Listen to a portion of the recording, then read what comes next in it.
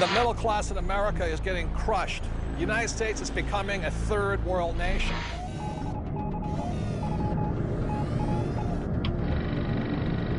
We're now at the most critical juncture in all of humanity. This is the year and next year of the commercial crash. This is going to be the biggest wealth transfer in my lifetime. All the more reason to protect your assets. What they're always trying to do is predict, and I think the word is preparation. Most people throughout the world are not financially educated. The whole world is based on debt. You can count on the government destroying the dollar. You're really that worried about Goldman Sachs and Lehman Brothers?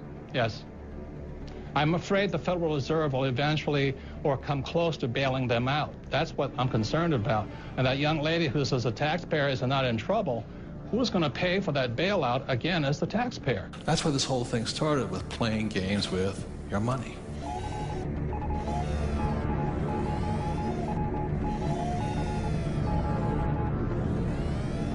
I think the biggest attitude to take is the opposite of what the papers do. Money does not start in your hands. Money actually starts in your head. And so what people have are these age-old, industrial-age beliefs, you know, sacred cows such as go to school. Everybody says, yeah, you got to go to school, but you don't learn anything about money. Once I understood the game, then I could decide which way I wanted to play the game. So some of you who watch this program are going to say, well, that's not fair, or we're not trying to be fair. There is no fairness when it comes to money. Either you're a winner or you're a loser. That's all my job is, to inspire you to use this. Don't be a Pavlovian dog. I guess what a sacred cow is, if you define it, is something that everyone kind of accepts as truth, and it's taboo to say anything bad about it or go contrary. There's a lot of these things that I think are really serious. They hurt people. Why the sacred cows is because we have been taught things that really are, number one, don't apply today. The thinking is obsolete, and it's putting people back into dire financial consequences because they're following old, outdated advice. Today's world's different than it used to be. The way things always have been done aren't working, and it's time that somebody stands up and shoots a few sacred cows so that people stop suffering. We've got a lot of financial storms. Will they dissipate? I don't know, but if they don't, boy, we need to be prepared, don't we? The whole world is based on debt. It's trying to deflate, and governments around the world are fighting the natural deflation tooth and nail. Debt is like a handgun. It can be either used to protect you or it can kill you if you use it the wrong way. The way I grew up, I had zero financial education because we had zero finances. Most of the people here are entrepreneurs, and what an entrepreneur does is an entrepreneur solves problems, and they see the problem, and the problem is only getting worse in terms of the whole financial crisis and what's happening to individuals. I mean, people are getting wiped out at later in life when they thought they could retire. It's so important who is surrounding you when you're hitting rock bottom. And you want to make sure that you have a backup plan. Many people want to change the government rather than change themselves. We have a solution. I feel we have a very strong solution. Hello, I'm Robert Kiyosaki, and I'm probably best known for my book, Rich Dad, Poor Dad. And I'm Kim Kiyosaki. And today, you know, we're in a financial crisis, and we saw this coming, and that was the reason back in 1996 we created the Rich Dad Company, was to provide financial education so people can learn to take care of themselves. If something isn't working for you financially today, then maybe you need to look for new answers. And we're always looking for new answers, and that's what this documentary is about. So it's about you getting financially educated and taking charge of your life and not depending on the government or other financial experts, and depending upon yourself. So our answer to the financial crisis is to get financially educated. Financial education begins by shooting the sacred cows of money.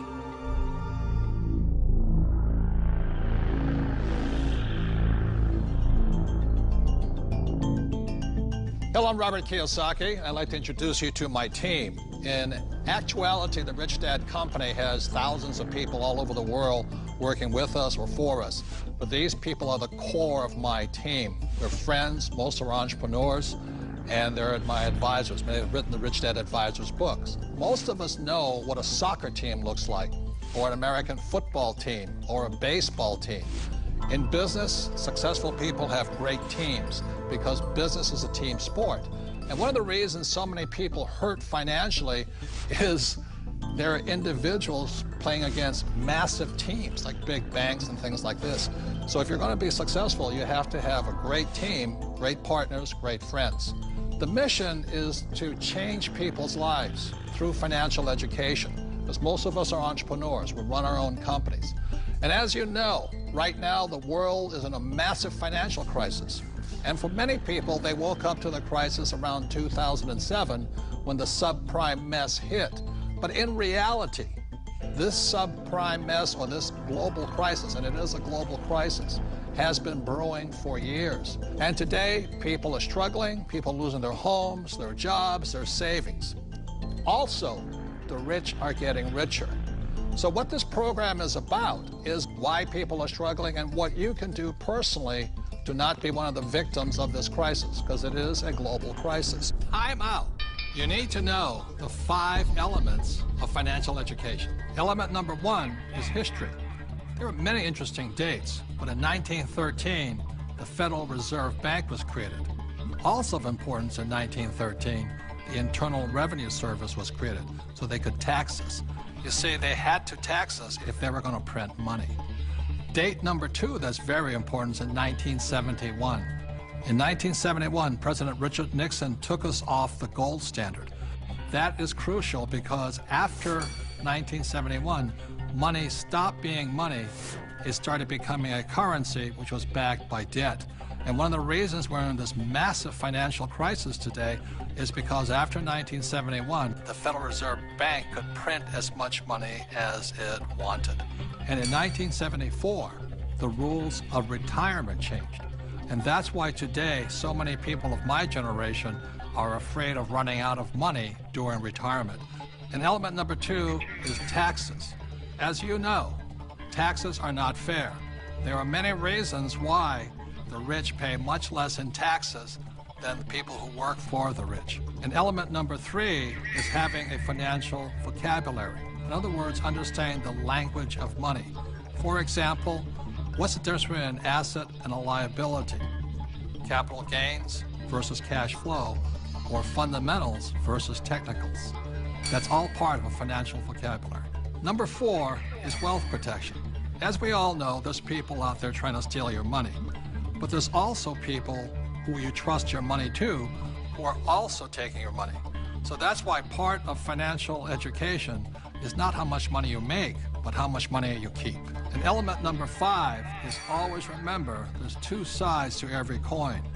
And that is to remind you that when you put your money in the bank gives it to somebody else.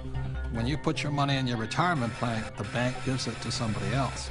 So for a complete financial education, you need to know there's 2 sides of the coin, and in this program, you'll make a decision which side of the coin you want to be on.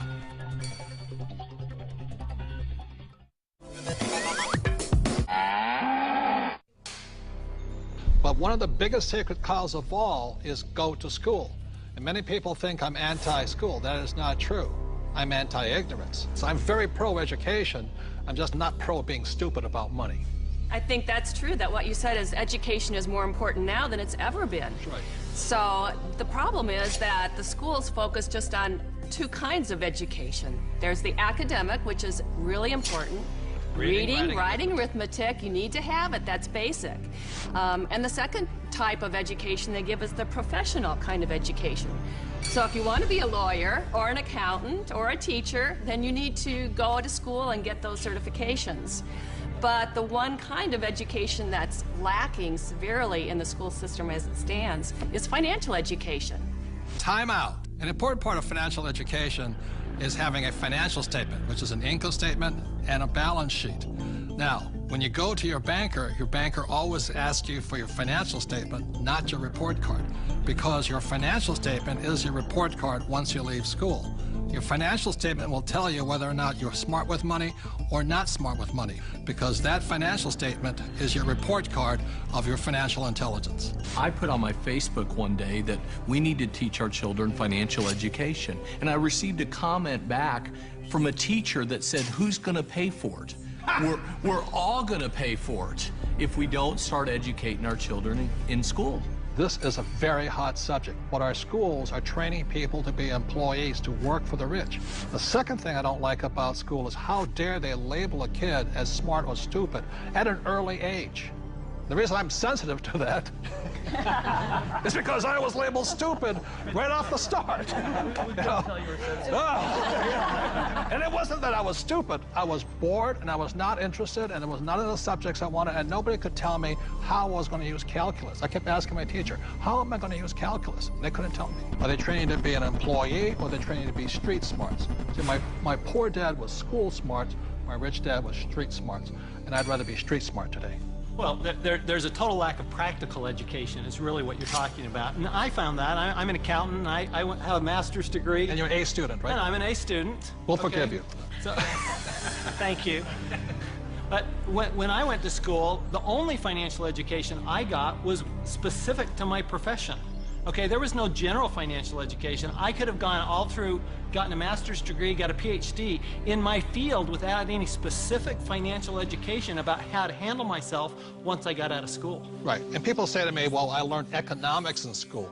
Is economics financial education? Not really. You know, it's not about investing, it's not about the laws, it's not about taxes, it's not about history.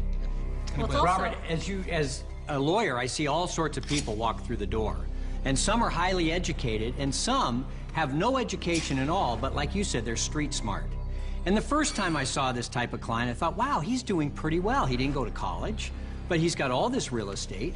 And then there's a pattern that develops where you see a lot of people who never went to college, but are street smart and have done very well. I can just say, just talking to a woman the other day, she's just as you're saying, highly successful doctor. Very, very successful. Medical doctor, very smart in so many ways, but when we were talking, she finally looked at me and she said, oh my God, she goes, I have not a clue about my money. She's 45 years old, not a clue. And you think that because they're successful, they know something about money. But so many people don't, because so many of us haven't had the education. School puts us in a culture of dependence. We depend on three things. We depend on a corporation to take care of us, or we depend on government to take care of us. And the scary one, I think, is we depend on institutions. You know, the people we run our 401ks to take care of us. Stock market. And we put ourselves, we rob ourselves of the independence to think freely as entrepreneurs or investors, and we just become dependent on those three entities. And it's brutal. And Mr. Maloney, you never finished school, did you? No. I failed school, but more than that, school failed me. I was dyslexic. They didn't know what it was back then, but basically, I was just like you, bored stiff. I got put in all the remedial classes, so I was in with the dumb kids, basically. They weren't teaching me anything I wanted to learn or anything that I would ever use in my lifetime. And the reason I bring up Michael, I mean, most people agree he's probably the smartest guy on this team. And the problem was, again, was Anita says, there's three kinds of education. It's academic, reading, writing, arithmetic. That's professional, become a doctor, a lawyer, in my case, a pilot. And number three is financial. But Michael was put back because of academics, because you can't read, right? Right. So how did you learn how to read? Oh, well, Apple came out with OS 10 at the beginning of the last decade. And you can just select a text and hit a button and the computer reads to you. Most people don't know it's built into the operating system. But more, I developed a passion for global finance and economics, and monetary history, especially. And passion drives you. Now we can't shut them up anymore. So I'll blame Apple for that. School's a solo game. I didn't do well in school. I did very well in sports. And in sports, you learn to compete. You learn to deal with pressure, teams, goals. And school is more so individually. I'm competing against everybody, and teamwork is cheating in school. Some of us cheated better than others. And I'll just say last thing about school and money, which is a sacred cow. One of the things that really upsets me about schools and money is this. In America, schools are based upon real estate tax. In other words, if you come from a rich neighborhood, the real estate tax pays for better schools. If you're from a poor neighborhood, you get less money. So anytime somebody tells me schooling is about being fair, that is, when I look at the numbers side of it, is if you're poor, you're getting the worst possible education. And to me, that is cruelty. So how does a person learn about money? how does a person increase their financial intelligence? This diagram, called the cone of learning, provides some interesting clues. The cone of learning was created by an educational researcher named Mr. Dale in 1969. And what he found is that the worst way to learn is by reading or listening to a lecture. And the best way to learn is at the top, which is simulations or games, and then doing the real thing. The interesting thing is my poor dad, who was good at school, thought that reading and lecture was the best way to learn. My rich dad taught me to be a rich man at the top of the cone. He taught me using the game Monopoly. You know, 4 greenhouses, 1 red hotel. 4 greenhouses, 1 red hotel. And then we went out and did the real thing. So one of the ways, if you want to learn without much risk, is by simulations, play games. The reason my wife and I created the cash flow game was so that you could play and learn physically, mentally, emotionally, but make a lot of mistakes with play money. So how many people in this room have made financial mistakes? You know, the only thing we were ever taught was maybe how to balance a checkbook, how to have a savings account, those basics. Financial education is like learning another language. Yeah. You know, when you learn real estate, it's a different language than stocks. It's a different than entrepreneurship or commodities, oil or gold. I say this all the time in Mexico. If you learn English, you can do business with the whole world. When you learn to speak the language of money, it opens up a whole new world. Yeah. And unfortunately, in our school systems, we don't teach the language of money. We teach people the language of becoming a doctor, lawyer, or an employee. And the next sacred cow is get a job, or go to school and get a job. Now, the problem with getting a job is, who do you think pays the most taxes? The owner of the business or the worker? To that, I'll turn to my accountant here, Tom. Well, it's clearly the employee who's paying the most taxes. And, you know, I started as an employee right out of school, and I was paying high taxes. Even though my job is to reduce taxes, I was paying high taxes. And then I started, I know, ironic, isn't it? and then about 15 years ago, I started my own business. I started my own CPA firm, and I was now self-employed, and I was even paying more taxes. So it wasn't until I started acting like a bigger business and was really a significant sized business that I started paying less taxes. And it's because it's the business owners, and it's the entrepreneurs, and it's the investors, the active investors, that really pay the least amount of taxes. Time out. During this program, you'll hear a lot about ESB&I, also known as a cash flow quadrant. E stands for employee. Employees have a job. S stands for self-employed, small business, or specialist, like a doctor or lawyer. These people own a job. B stands for big business, 500 employees or more, and these people have other people working for them. And I stands for an investor, and investors have their money work for them. Now, my poor dad always said to me, go to school and get a job, and he wanted me to become an employee or a specialist like a doctor or a lawyer. My rich dad said, if you want to be rich, you have to be on the business owner or the I side. And that's the difference between my rich dad and my poor dad. If you look at the cash flow quadrant, you have the E, S, B, and I. The people that go to school are on the E and the S side. The S stands for specialists, like a doctor or a lawyer, and E's are employees. But doctors and lawyers pay the highest taxes, right? Oh, by far. It's those people that are self-employed, because not only are they paying the highest income taxes, they also get the privilege of paying Social Security taxes and Medicare taxes on everything they earn. So they're paying extra taxes just to be in that S quadrant. Right, so when you go to school, again, this academic and professional, you go to school, and my mother wanted me to be a doctor. If I had followed in that footsteps, I'd be paying the highest tax possible. And they make a lot of money, but they pay the highest percentage in taxes. So that's why this relates back to go to school. That's right, and they actually have the fewest options of reducing their taxes. The tax laws are really geared towards those people who are creating jobs.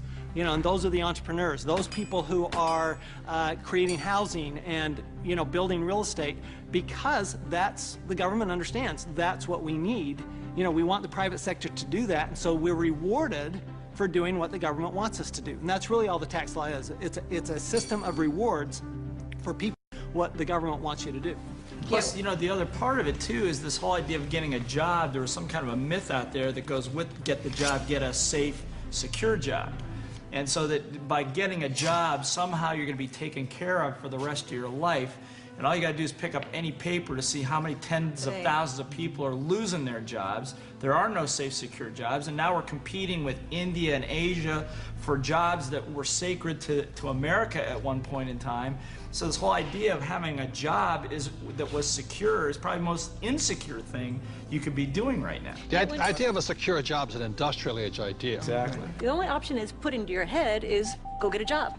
And I wasn't around. Brainwashing. Yeah, I wasn't around entrepreneurs. I wasn't around business owners growing up. I was around employees. When I first started my company 15 years ago, I went back to my class reunion, which is always an interesting thing. And I remember saying to them, yeah, you know, I started a company about 5 years ago, and they looked at me like, oh, and some of them even said it. They go, you're so brave. And I'm thinking, you know, I've had this company for 5 years now. That is the longest I had ever worked anywhere. See, without financial education, you have to get a job. What's tragic today with so many people losing their jobs, they go back to school to get another job, but they're now competing with their kids. You know, that's insanity. So we're not saying jobs are bad. We're just saying as entrepreneurs, our job is to create jobs. The government doesn't really create jobs. They need more entrepreneurs. I didn't even know there was another option growing up. I didn't know there was another option. I didn't know. I thought all you could do was get a job. So again, it's not right or wrong to be an employee, but I'd like to know what my options are. Right, because when you were in school, did they say, go to school, get your diploma so you can become an entrepreneur? No. I mean, you'll never hear that in the school system. No, they said work your way up the ladder, get the bigger paycheck, get a better job, higher pay. But you're right, job is the only option that you'll hear in school as a rule. And job stands for just over broke, you know? Well, to me, the real issue with the job is it's the highest risk profession you can have because you only have one client. Now, when I started my business 15 years ago, it was after being fired from a job. And what I recognized was that, you know what, I had no control over my life because I had one client. That was my employer. Whereas now I have hundreds and thousands of clients. One client fires me, it's not the end of the world. You know, now my risk has gone down considerably, almost to nothing, where when you have a job, I mean, it's just a high-risk play. Plus, the other thing is you're in complete control. That's the piece that I like. I like being able to, if I lose a client or you're an entrepreneur because nobody would hire you. I'm unemployable, there's no question. Tell the truth. But it's nice, like if you're going to lose some business or you do lose some business, you can go out and generate business and fill that gap. Financial security is more important than job security. Time out. E's and S's get punished for making mistakes or they lose their job. B's and I's get richer from their mistakes because they learn from their mistakes. The next sacred cow is work hard. Because my poor dad, a school teacher, great guy, PhD, he always says, I'm a good, hard-working man. And my rich dad had a different point of view, and he had me read this book by Mark Twain. It was a story of how, I think it was Huckleberry Finn or somebody got the other kids to paint the fence for him. He says, that's working hard. You want other people to work hard for you, and you want your money to work hard for you. That was his lesson. And a lot of people really, you know, they can't wait till Friday because they hate their work so much, and they dread Sunday because they have to go back to work. With us, I would say most of us are working 24/7, but we're working differently. And I love my work. And it's challenging, there's problems and all that stuff, but I love it. So we work hard, but we don't work hard in the normal sense of working hard. The problem with working hard for money, because the rich don't work for money. The problem with working hard for money is you pay more in what, Tom? Taxes. Taxes. The harder you work for money, the more you will pay in taxes, right? Well, right. If instead of working hard for money, like you're talking about, instead if you work for assets, then you pay a lot less taxes because the tax law, again, is geared towards building assets. Because as we build assets, we build the economy. Time out. The big difference between E's and S's and B's and I's, E's and S's focus on the income statement, and B's and I's focus on the asset column. My rich dad simply said to me, he says, assets put money in your pocket whether you work or not, and liabilities take money from your pocket. For example, my house is a liability because it takes money from my pocket every single month. Yet my rental properties are assets because they put money in your pocket whether you work or not. One of the reasons so many people are struggling financially today is they're buying liabilities they think are assets. As we build assets, the economy grows, and the employees get benefits also, because now we have more jobs for more employees. But on Michael's side, why are people working so hard is because the Fed's also working hard printing money, right? Yeah, people. I've got friends that just say, I need to get more hours, or I need to get a second job or something like that. They're working harder to make a few more dollars, but they don't realize that over this entire past decade, the average in real income after inflation has been falling. So the harder people work, the less they're making anyway, because the government and the Federal Reserve, the banking system, they're basically stealing it from them. Can we bring in the bags of coins right now? Thank you. I'm not going to hold that. I'll give you an example. In the year 2000, one gold coin cost $300. So this is $300 in U.S. quarters. Today, in 2010, that same gold coin, it takes $1,100 to buy the same coin. So the reason people have to work so hard to keep paying money is because the value of your dollars are going down. So the insanity of going to get another job, pay more taxes, and work harder, when how many dollars did the Fed print in 2009? From August of 2008 through 2009, they created about 1.5 times more paper dollars than it took 200 previous years to print. So that's why people are working harder, because your money is worth less. And it isn't the coin that changed. People don't understand that it isn't this price going up, it's the value of the dollar falling. It's the currency that's changing. The can of soup in the grocery store, that can of Campbell's soup, it's the same can with the same contents from back in 1950 when it was 15 cents to today where it's $1.95 or whatever it is. So that's why the rules have changed. In 1971, the U.S. dollar stopped being money and it became a currency, it became debt. It became an IOU from the federal government. And the thing is, they can print as much as they like of it. And the more they print, the harder you have to work. It all takes place in your head. Take this glass here. In this case, the glass here is context. It holds the content, in this case, the water. E's and S's have a different context than B's and I's. Having a different context, E's and S's attract the sacred cows like go to school, work hard, live below your means. B's and I's, having a different context entirely, attracts a different type of content, different type of information, different type of education. Money is created out of your head. If you're a true B and I, you're not concerned, it's because just like the Fed, we can print our own money. And now, for our next sacred cow, one of our favorite ones, live below your means. How many of you here do not like living below your means? No. That's no fun. It kills people's spirits. And why would you want to live below your means? But many people have to, unfortunately, because the Fed is printing so much money that taxes and inflation go up, which means people are forced to live below their means. So anybody have any comments on living below your means? Well, if you're on a paycheck, you have that one income coming in, and if you're just one person, you've only got 24 hours in a day to work. So there is a limit to how much you can work to get those paychecks coming in. So in that situation, you are forced to live below your means. Well, and the key here is to raise your means. I mean, that's the idea. It's not that we want to, be in terrible credit card debt or something like that. Instead, let's raise our means, and so that we can live the way we want to live instead of living at this poverty level. So why is it that whenever somebody looks at, some advisor looks at if you want to handle your finances, the first thing they look at is how do you cut expenses? What does a financial planner tell you? The first thing they ask you is, what do you need to live on when you retire? They never ask you, what do you want? Time out.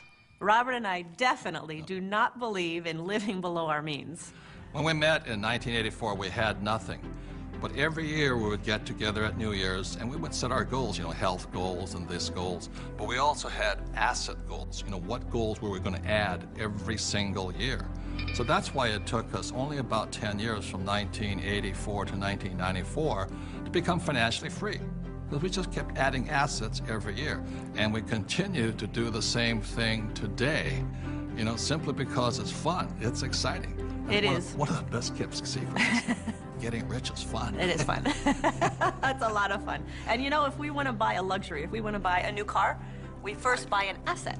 So we buy the asset, and the cash flow from the asset pays for the payment for the car. Yes. So that it's again, never living below your means. It's expanding your means through acquiring assets that give you cash flow that gives us all those good things in life.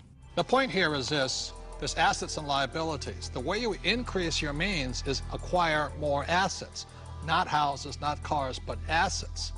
So the reason so many people struggle financially is they have no financial education. They may be a good doctor, a lawyer, accountant, or a rock star, but if they don't know the difference between assets and liabilities, and they keep buying liabilities instead of assets, they have to keep living below their means. And not even if you're single or not, if you're on a fixed income, if you're an E and an S, your income is limited.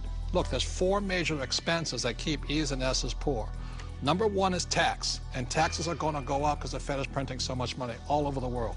2 is debt. People leave college with tons of debt, credit card debt to make ends meet, and then their house because they think it's an asset. 3 is inflation. Inflation goes up because as taxes go up and prices go up, then inflation goes up. And 4th is retirement. You must put something away for the day you stop working. So those are the 4 main reasons E's and S's, as a general rule, have to live below their means. But if you have financial education and live on the B and the I side, you can increase your means by increasing assets. I think a lot of people accept mediocrity, and in order to be able to grow in business, in order to make more money, you have to step out of that comfort zone and stop being mediocre.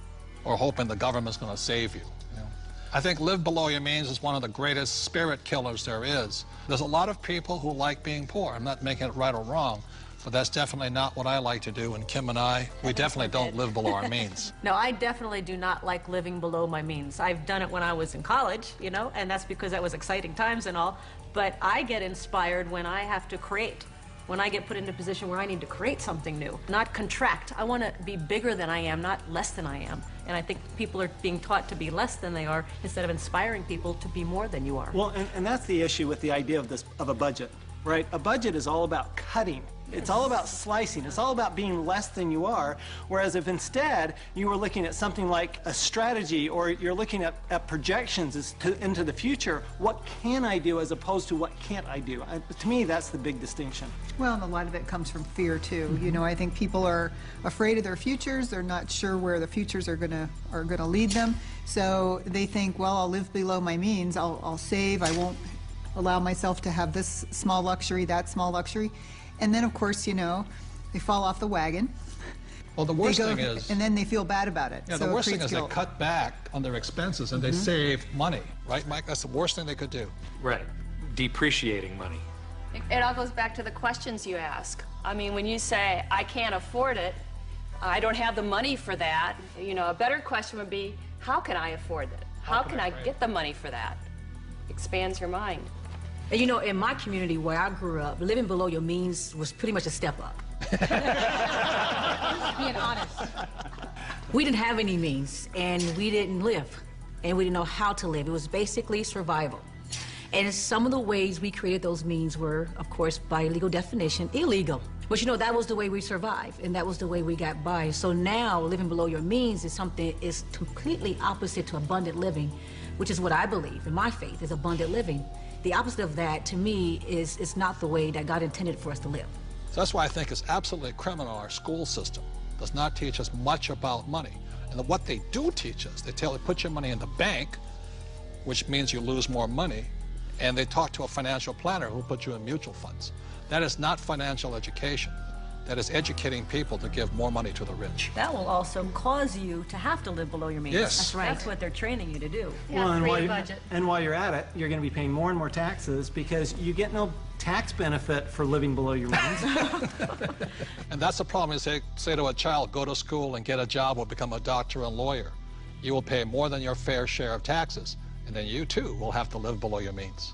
If you're playing defense instead of offense, you're just hiding and trying to play it safe and saving money, and you never manifest. You cannot be who you're supposed to be. I say it's time to get financially educated and take care of yourself. And now we're going to the sacred cow of save money.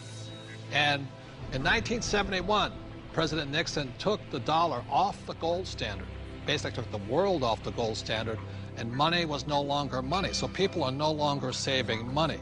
So just to reiterate again, this is $300, what an ounce of gold was worth in the year 2000. So Kim, lift that. Okay. All right, and so this here is 1 ounce of gold in the year 2010, and it's now $1,100. And this is why people are working so hard. I can do it. I can do it. Yes, I can do it. Barely. So the big reason I've said in my books for years that savers were losers is very simply because in 1971, the dollar stopped being money. It became debt. Right, Mike? Yeah, the rules all changed in '71. Before then, somebody, when they became working age, they could expect to put away 10% a year, and by the time they got into their 60s, they could retire on their savings account and expect to live off that interest. And in '71, everything changed, and they started creating currency on a massive scale. Worldwide. Ever since then, worldwide. And that is what causes inflation and the loss of purchasing power. So people thinking that they can retire, you know, back in the 50s, if you got $100,000 or $50,000, you could retire on that, you know.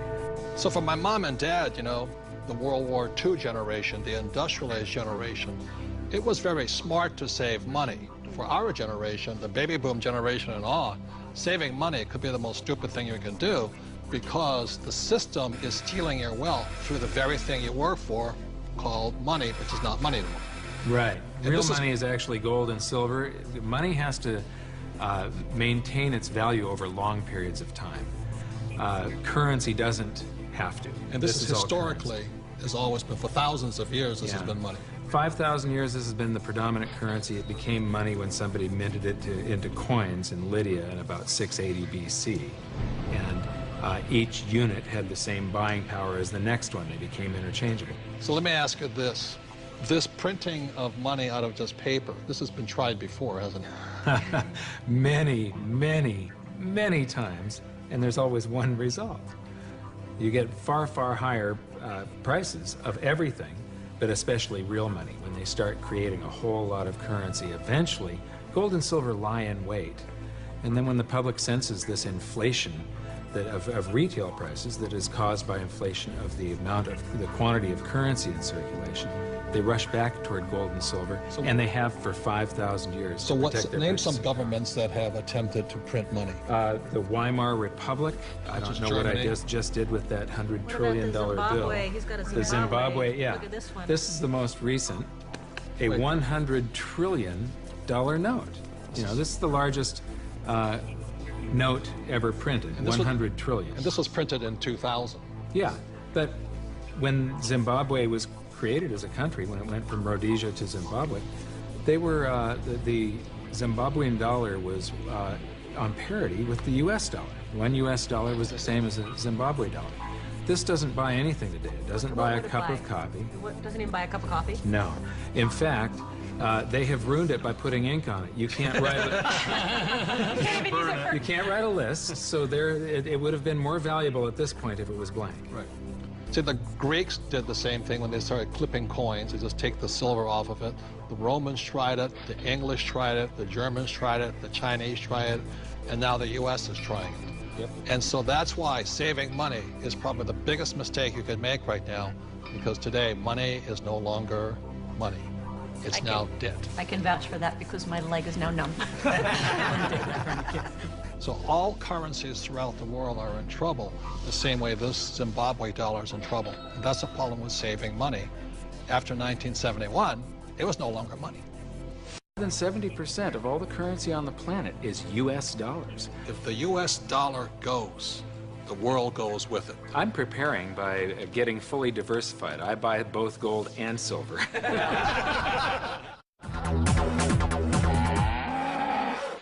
It's no secret that the California housing bubble has popped with hardships spread wide.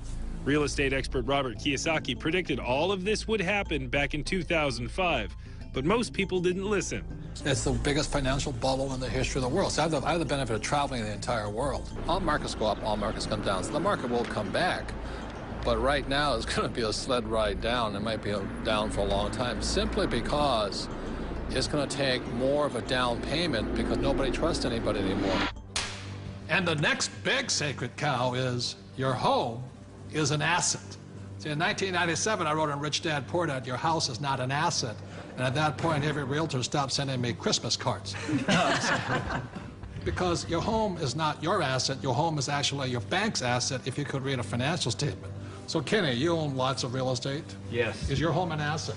No, not my personal residence. A lot of people are in trouble today. Yeah, it doesn't produce any revenue.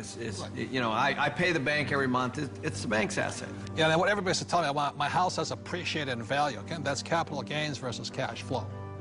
And what the people are finding out now that the real estate market has crashed, and this is all over the world, the value of their home has been sucked out. And so now somehow people are upside down because they're really finding out it's a liability because they still have to pay the bank on that mortgage. You know, so let's say they bought a house for $200,000, they still owe $180,000, but the house is only worth $100,000 now. And they're now finding out that your house is not an asset, it's a liability. And I'll tell you, I'm the largest originator of FHA and VA loans in the entire country out of everybody. I rent. What does that tell you? But as an accountant, is a house an asset? Oh, no, you know, the bank considers it, you know, they'll say it's an asset, and the financial planners will say it's an asset, but the reality is it's not an asset unless it's putting money in your pocket. And a house just drains money from your pocket. And the thing that one of my little pet peeves is that people say, well, if you own a house, though, you get a deduction for the interest. Yes, but it's money out of your pocket, and the best you can get is 40 cents on the dollar. Okay, so you're given $1 and you get 40 cents back. You're still out 60 cents. It's not difficult math. Your home is shelter. It's a place to raise a family, but it's not an asset that you're ever going to make money on. It's not a financial asset. No, you might make money in an uptrending market, but today the market's trending down. And that's why in 1997, what I said in Rich Dad Poor Dad, your house is not an asset, was heresy. Now people are going, oh my God, I should have listened to him. So I'm not saying don't buy a house. I'm saying just don't be financially ignorant and call your house an asset if it's taking money out of your pocket. Because Kim and I own 2 houses, one here in Arizona and one beautiful beach house in Hawaii, and they're our biggest liabilities. People did think, especially in the high times, you know, when the markets were high, they did think their house was an asset. And people, even if they had their mortgage paid off, they were borrowing against their house and putting it into the stock market or wherever they were putting it. So not only were they getting crazy mortgages, but they were taking money out against their house in second, third mortgages. Well, and they were doing it for things like vacations and boats and cars and other things like this. And the reality is the reason they were doing that is because they got to deduct the interest off their taxes. And so they thought that, well, this is okay because I get a deduction. But just because you get a deduction doesn't make it a good thing to do. Well, one of the big mistakes people make is over-improving their house. You know, they put in a $50,000 swimming pool and it brings them $20,000 worth of value. Well, the way I look at it is you just bought a $30,000 babysitter. 50% of the mortgages in Reno are underwater, meaning that the mortgage is greater than the value of the property. All right, and this affects the whole community because people aren't able to sell their homes and move to a place where they can get a better job. The neighbors aren't going to sell their house because values are so far down. So this has affected entire communities. And again, we've heard people say that your home is an asset. Well, we're talking here about financial education, and this is one of the biggest financial lessons that our country has had to learn, a very hard way, that your home is not an asset. This has happened before, and what's going to happen is new laws will come in, new credit will be loosened again here years from now, and the prices will come up again, and people will do it again. It's about a 20-year cycle as in anything. The point here is this is the best time to be buying real estate. If you are a first-time home buyer, this is your best time. Just don't call it an asset. You know, this is the best time to getting back in the market. And that's why it takes financial education. The reason I'm in real estate is for one reason. It's debt. It is one of the easiest assets to get debt on is real estate. But if you're going to use debt, you've got to be highly financially intelligent. Otherwise, if you're not intelligent, just keep calling your house an asset. We're talking a lot about assets, and there are 4 primary asset classes. One is business. As an entrepreneur, you own a business. Number 2 is real estate, and we love rental properties that cash flow, real estate that puts money in our pocket every single month. Number 3 are paper assets, stocks, bonds, mutual funds, savings. Most E's and S's are in paper assets today. And number 4 are commodities, gold, silver, precious metals, oil and gas. For Robert and I, we're in business. We're in real estate. We own hundreds of properties in real estate. We have paper assets and we have commodities. So for us, when we talk about diversification, we're in all 4 asset classes. Now we're going to shoot one of the more evil of all the sacred cows. Evil for most people. Get out of debt. I mean, a lot of people are saying, cut up your credit cards. I think that's really ridiculous because a credit card is not the problem. In fact, I love my credit cards. I don't know how anybody could get along today without a credit card. But the credit card isn't the problem. It's lack of financial education is the problem. The entire currency supply, all of the dollars in existence, require debt. You can't have a dollar without debt. A dollar is just an IOU. It's borrowed into existence either by the government creating a bond which promises to pay interest, you've got to pay out of future taxes, or people create currency by taking out a loan at the bank, fractional reserve lending. Every month there's a payment due on those dollars that you created. Right, and this credit card is a fast way of creating money because there's really no money in this card. See, let's say I go to the store, there's no money in it, and I charge $100. Like magic, $100 is created and it flows into the economy. That's why debt is good. But when you abuse this, that's when we get in trouble. So I think, Mr. Rodney here, you see the horror stories of bad debt, don't you? Yeah, I've seen people walk into my office that make $150,000 a year, but they have $250,000 in credit card debt. Let's face it, we live in a credit society, and you do have to have credit. And we have to learn how to survive and thrive in our credit economy that we are. But, people are walking in, and they have this bad debt. They're asking, what do we do with it? Well, number one, you try to pay off the bad debt so you can invest in good debt, which would be real estate. And we love debt, don't we? Yeah, we have a lot of debt. Our real estate that we own is all basically financed with our tenants. So that's what I consider to be good debt. So when we get real estate, we get proper leverage, and it's paid by all the residents that live in all of our projects. Well, and it's not just real estate. Business is the same way. I mean, we can have good debt in business as well, so that the business is paying. We have debt in our business. That's how we grow, and it's the cash flow from the business that's able to pay the debt, and the debt creates more cash flow. Time out. Capital gains versus cash flow. See, in my opinion, 90% of the people invest for capital gains. That's why they say, well, my stock price went up or my house went up in value. That's capital gains. People like myself understand cash flow. In other words, I want a steady paycheck every single month. For example, my apartment house, every month it puts cash flow in my pocket. So if you want to be rich, you have to know the difference between capital gains and cash flow. Capital gains is technically gambling. You're hoping something will change. Cash flow is more guaranteed. I want that income every month. So very intelligent investors invest for both capital gains and cash flow. People say, I like real estate. I don't really like real estate. I just love debt because it's so easy to get a loan on real estate, right? Well, here, I like the analogy that you use sometimes. Say if you put $1 million of cash into a mutual fund, you get whatever you get paid. But if you put $1 million of it in a down payment, for some kind of a commercial project like we have, you actually buy a $5 million project. Right. So you're actually getting a $5 million asset with $1 million versus $1 million of mutual funds, and so the value you're creating on that real estate is on the $5 million, not the $1 million. Well, by using banks' leverage. And the tax benefits that you get on the real estate isn't on the 1 million either. It's on the 5 million. So you not only increased leverage on your cash flow and on your growth in your asset, but you've also increased your leverage on your taxes. Well, here's what we're doing. You know, we get these loans, the tenants are paying them off. That's the point. You know, like, so, you know, oftentimes people don't look at that. And they're paying it off with after-tax dollars. Yeah, they're moving into our places, they're paying our rent, we're taking that rent, and we're paying our mortgages, and our mortgages are getting paid down to zero. Wait a minute. Ken's talking about these million-dollar deals. Let me tell you how I started. I'm somebody that knew absolutely nothing about money or financing or investing, and I began investing with a little 2-bedroom, 1-bath house, and this was back in 1989.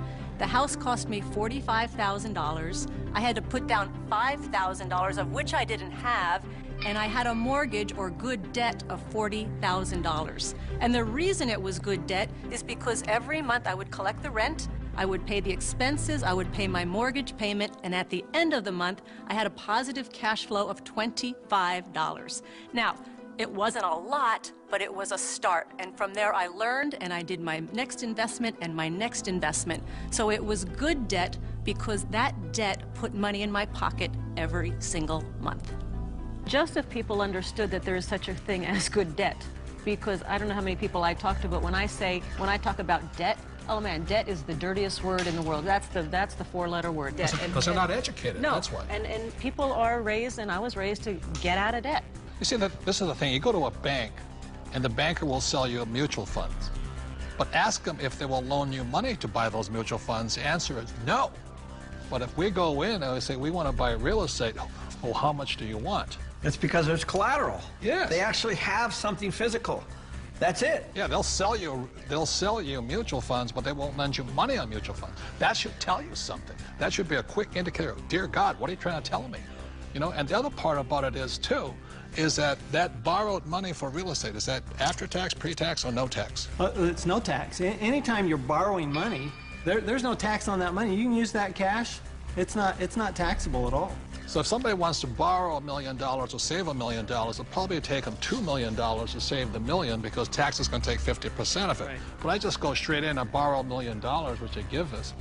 It's great money. I love my banker. I'm not saying bankers are bad. They're fabulous because they give us the money. All they want is their interest. We keep all the appreciation, depreciation, amortization. We keep all of it. They're the best partners of all. So I'm not anti-bank and I'm not anti-debt. I'm anti-lack of financial education because there's good debt and there's bad debt.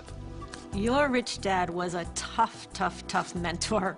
But, you know, I think some of the greatest mentors are tough because a really great mentor will push you to go beyond where you think you can go. And that's some of my best mentors. That's what they've done for me. Yeah, and I didn't always listen to my rich dad. I still remember I did the real estate course, you know, and I went running out in Honolulu, and I found this condo, and it was for $64,000, and it didn't cash flow. So I went to see my rich dad, and I said, but it's going to go up in value. In other words, capital gains. He says, never buy anything that goes up. It must cash flow. And I said, no, no, no, it's going to go up. And we argued and argued and argued. And this is what he said to me. He says, if you start investing for capital gains, someday you will lose big time. So that I let that condo go. I didn't pay $64,000. Today it's probably worth $300,000. But I learned a lesson from my coach, my rich dad. If I had gotten into the habit of buying for capital gains, either the price of stocks going up or real estate going up, I might have been wiped out in this crisis. So that's why a coach and a mentor keeps you onto your plan. And helps you create and develop very, very good financial habits. Because if you have poor financial habits, as you're in your personal life, you're going to take those into your investment life. So one of the most important things is they will help you develop great financial habits. Because when markets go up, greed sets in, and greed makes people stupid. After 1974, the rules of retirement changed, and suddenly it forced E's and S's into the I quadrant with no financial education, and they started to put their money into these retirement plans. And suddenly, voila, a whole new industry was born called financial planners. And today, it takes 30 days to become a financial planner. It still takes a year and a half to become a massage therapist.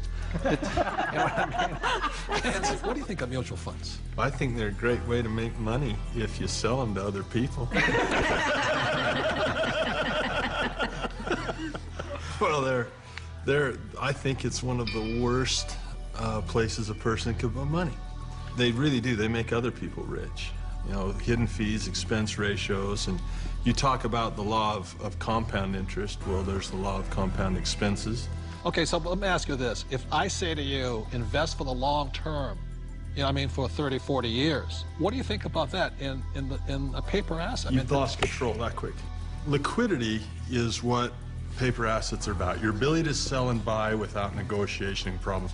And so the moment you say, I'm going to buy this, I'm going to hold Enron, I'm going to hold WorldCom, and I'm going to hold, you know, GM, and I'm going to hold United Airlines. And, well, you can just go on and on. How about Pan Am?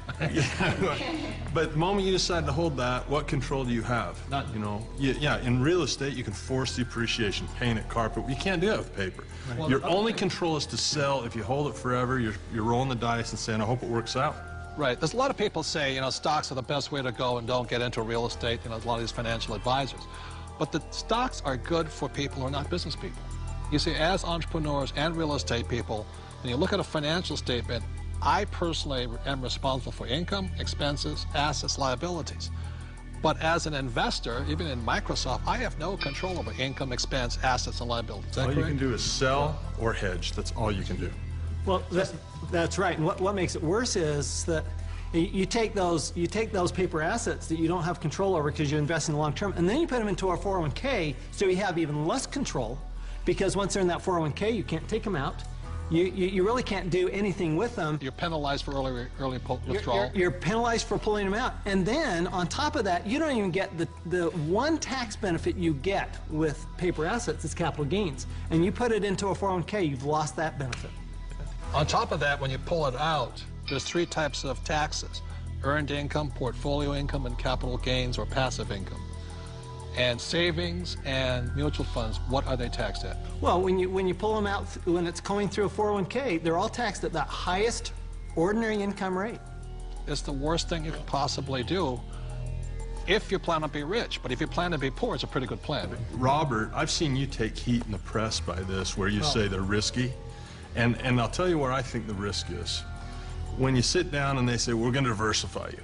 You know, that way if one company goes down, you got all these other companies to buoy you up. And that's fine for a non-systematic type thing, but a system-wide problem, it does not protect us if the system breaks down. Because it's not diversification. Yeah, it's more fragile now than I think it ever has before. And I think these people saying, well, I'm well diversified. They're not well diversified. You diversify across asset classes, not just in bunches of stocks, in my opinion, anyway. So the problem here with diversification, it doesn't protect you from a crash. Right. And it's not diversification anyway. And Buffett does not, Warren Buffett, the world's greatest investor, reportedly, says diversification is something like it's protection from ignorance. Right. But it's ignorance from both the person selling you the plan as well as you who invests in the plan. But this is the biggest thing that really bugs me. When Kenny and I buy real estate, we always buy insurance, don't we? Yeah. And then when we drive a car, we have insurance. Right? Is there insurance for mutual funds? Well, not for the average person. No. I mean, Is there insurance on your 401k that what you put in will be there when you retire? And which is more likely to burn down in the next 5 years, your home or your 401k? And I'll say it again, we all drive cars with insurance, hopefully. We have houses with insurance. When we buy real estate, we have insurance. Our companies have insurance. But the 401k, all these retirement plans, there's no insurance on them. So if it crashes, they lose everything, and the mutual fund companies walk away with the money. And that's a higher level of education, because most people don't know how to hedge that.